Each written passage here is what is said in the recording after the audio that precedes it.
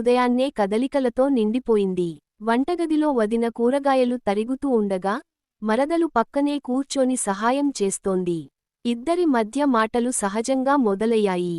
వదినా, ఈరోజు ఏ కూర చేస్తున్నావు అని మరదలు అడిగింది. పప్పు, సాంబార్ అనుకున్నాను.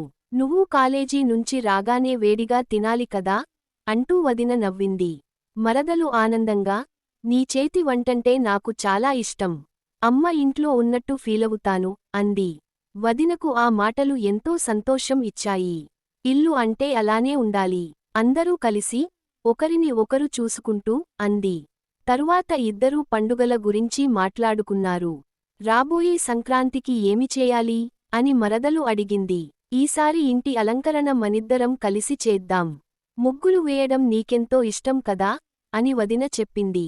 అవును, ఈసారి కొత్త డిజైన్లు ట్రై చేద్దాం అంటూ మరదలు ఉత్సాహంగా అంది.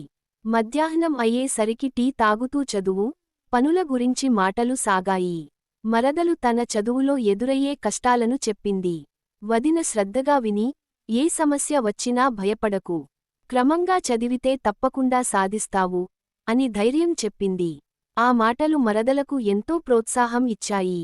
సాయంత్రం ఇద్దరూ కలిసి తోటలో మొక్కలకు నీళ్లు పోశారు.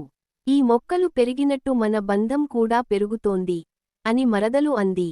వదిన నవ్వుతూ, బంధాలు నీళ్లు పోస్తేనే పచ్చగా ఉంటాయి అని చెప్పింది. రాత్రి భోజనం తర్వాత కుటుంబమంతా కలిసి కూర్చొని నవ్వులు, జ్ఞాపకాలు పంచుకున్నారు. వదిన, మరదల మధ్య ఉన్న ఆ అనుబంధం ఇంటి వాతావరణాన్ని మరింత ఆహ్లాదంగా మార్చింది. పరస్పర గౌరవం, ప్రేమ, సహకారం ఉంటే కుటుంబం ఎంత బలంగా ఉంటుందో వాళ్ల ముచ్చట్లు చెప్పకనే చెప్పాయి. ఇలా వదిన, మరదల మధ్య జరిగే చిన్న చిన్న సంభాషణలే పెద్ద ఆనందాలకు కారణమవుతాయి. రోజువారీ జీవనంలో ఈ స్నేహపూర్వక మాటలు కుటుంబాన్ని దగ్గరగా ఉంచుతాయి. ప్రతి ఇంటిని సంతోషంగా మారుస్తాయి.